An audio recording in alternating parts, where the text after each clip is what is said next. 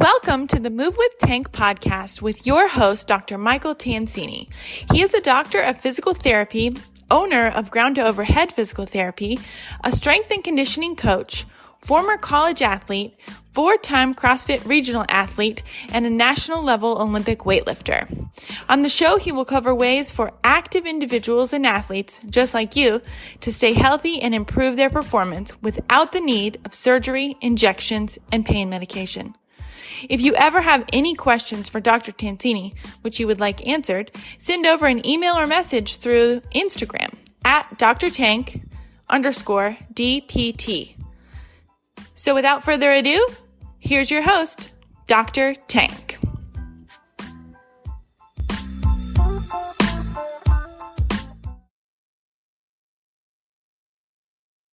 What's up, guys? Dr. Tank, Dr. Tansini here. Welcome to your Move with Tanks podcast. Today, we're coming at you with a short one on just answering a question that we received through social media. Remember, if you guys have questions, send us an email or send us a message through Facebook or through Instagram, and we will answer them for you so that you can move better, feel better, and continue to stay in the gym and train. So now, I got Brett here with me. Brett, what is up?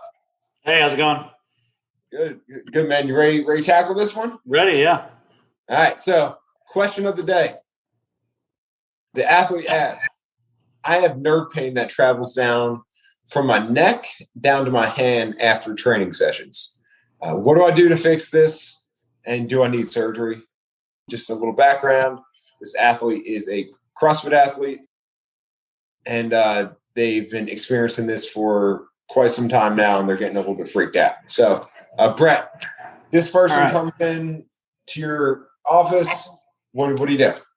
What do you tell them, and what do you do? Well, first off, I'd say you most likely don't need surgery. 2 is figuring out where's that symptom of nerve pain from. So, first, starting at the neck. So we know we have symptoms going on in the arm. We can have entrapment at either the cervical spine, that first rib, scaling's getting super tight. Pec minor is a big one for a lot of people. So can we take away or reproduce symptoms at the neck by doing a few tests? Do they have some really tight musculature, like we said, through those scalenes or pec minor? And if we do some soft tissue work, can we start to relieve some of those symptoms? And then also looking at neck posture. Are they someone who sits all day and has that forward head posture?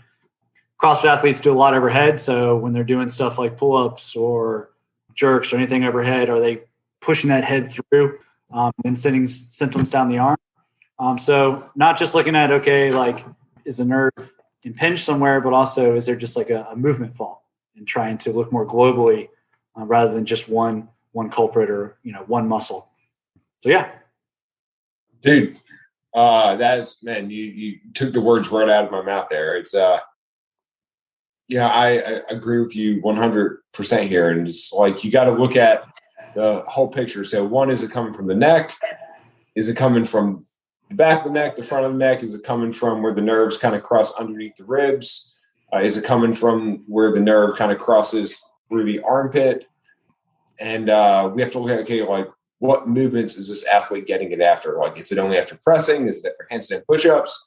Is it after jerks? Is it after snatches, right? Is that for pull-ups? So we got to know a little bit more about what's going on there to figure out, where the breakdown might be.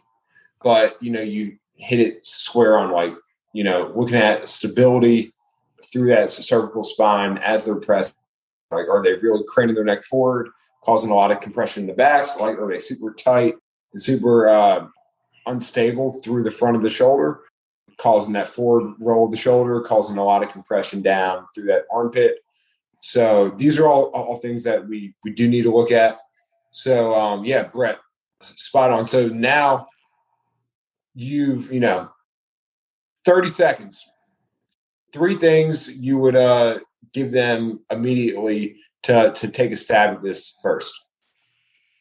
So real simple, taking a lacrosse ball, getting in on some of those parts that we mentioned. So either getting in on the pec, down on the lat, try to open up the shoulder, up on that trap, just trying to work through the scalenes real light with the ball, trying to free up some tissue, or like a banded distraction, where we try to create some space where those nerves are coming out of the neck. And then lastly, just some kind of posterior muscle work that gets on getting you out of that kind of forward rolled shoulder posture and start strengthening the posterior muscles, so we can drive home more of that stable position, both in like the trunk and the neck that we want. Perfect. Yeah, man, I agree with you all the way there. And I'm going to add in, starting to have this athlete look at positioning.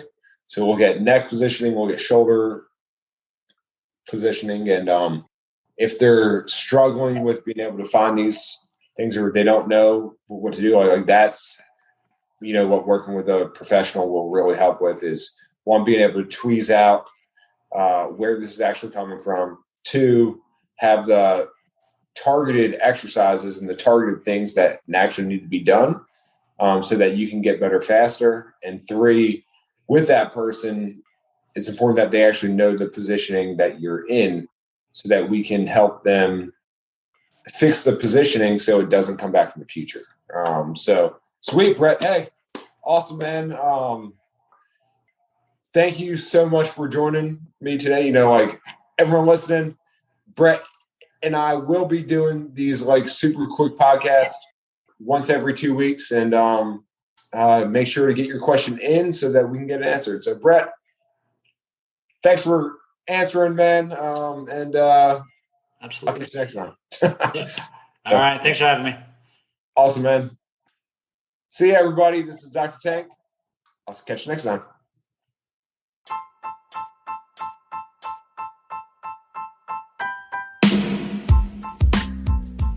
Okay, guys, thanks for listening to the podcast today. I hope you found the content useful, and I hope it helps you avoid an unneeded surgery or an unneeded injection in the future.